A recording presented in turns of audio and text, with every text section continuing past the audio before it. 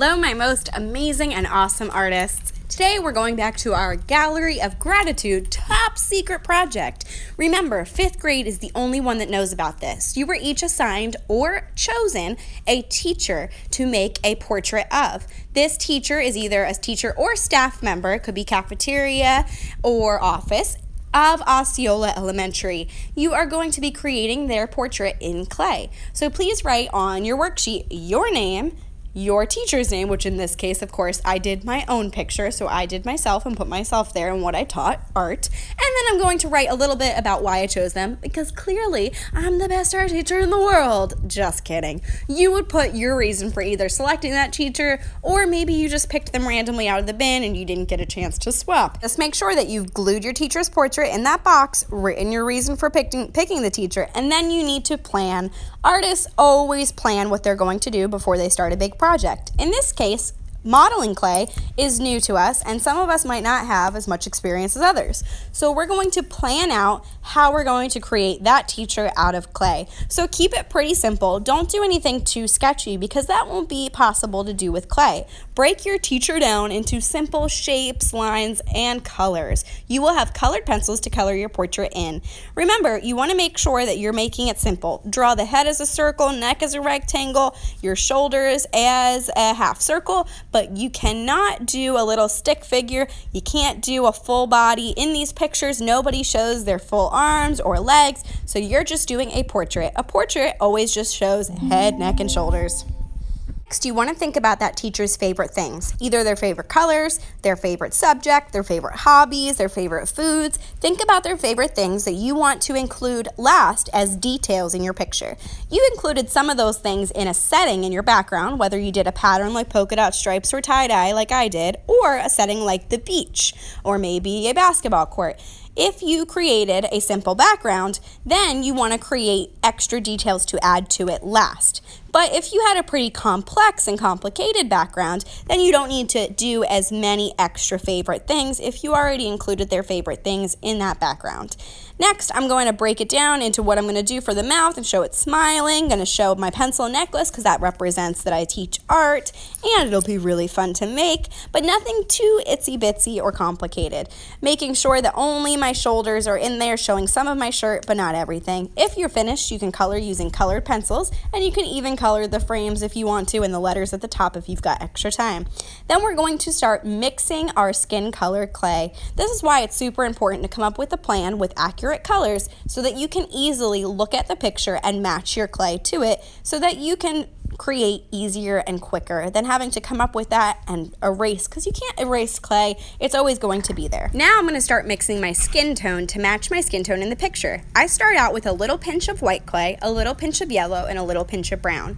You're going to start out with however much you think you need for your person, but keep in mind that once you start out with a dark color, you can't take it back. It's better to start with the lighter colors like white and yellow and then add the darker colors in.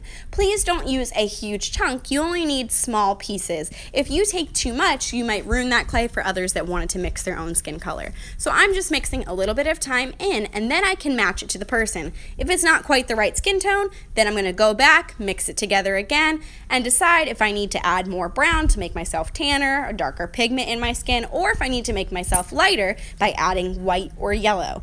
Usually, people don't need too much yellow. It's mostly either white or brown. Occasionally, you could add in a little bit of black, but keep in mind that's a powerful color, so that would only be for very dark skin tones. Otherwise, it's very hard to take out. You can't make a skin color lighter very easily with clay, so it's easier to start lighter and then work towards the darker colors.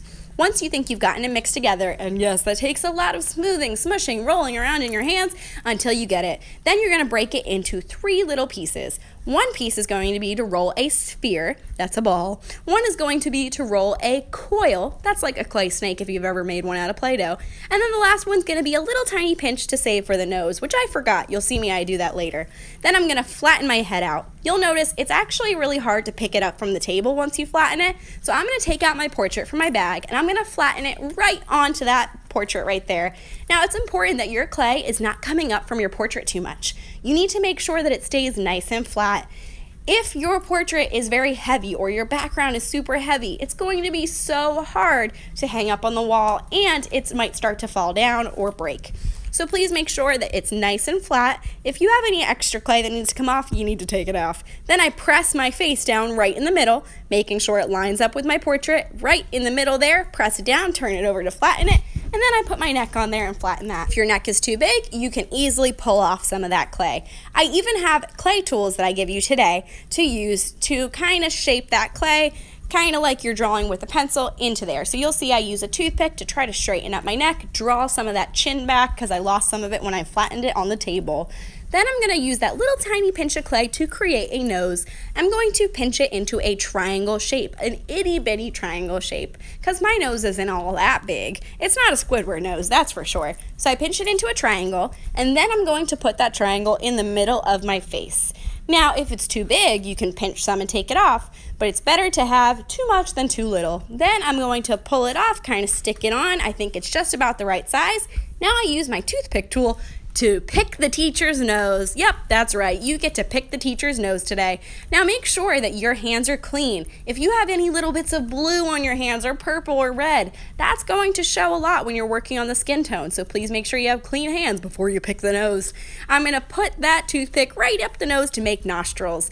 That's going to make my nose look a lot more realistic. Then I'm going to use it on its side to kind of shape it like a sculpting tool. Of course, there will be other tools you can use too, but for today, you pretty much only need a toothpick.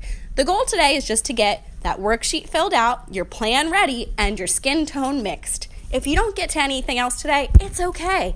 We'll do it next week. If you do have a chance to get your skin tone mixed, you can easily make that head and neck and nose. If you have time, you can create a shirt for your person by making a half circle out of whatever color you want. You'll notice that in the picture, my shirt was pink, but I made my shirt blue because I didn't think that pink would go as well with my background. You don't want to make the shirt the same color as the person's hair or the teacher's background because that'll make it blend in too much. Choose a color that really makes it pop. If you know they have a favorite color or a favorite design, you could do that on the shirt. You could make a tie-dye shirt, kind of like I did by marbling the clay, mixing a little bit of different colors in, but not mixing it through all the way. Also, keep in mind that if you mix two opposite colors together, you will end up making brown. Also, keep everything nice and flat. If you have too much clay and it's popping off the page more than the nose is as far as it should go, then you need to pull some off to make it so it's not so heavy. If you have mounds of clay on there, you're going to have to end up starting over, and that would be a waste of clay. Remember, no clay goes home in pockets. It goes back on the table in its color bin. Zip up your Ziploc bag very carefully with your toothpick tool inside. Put your clay back, use an art wipe to clean off your table, put your Ziploc bag with your portrait with your worksheet, and then you're good to go. Awesome job, artists. We'll add those details next week.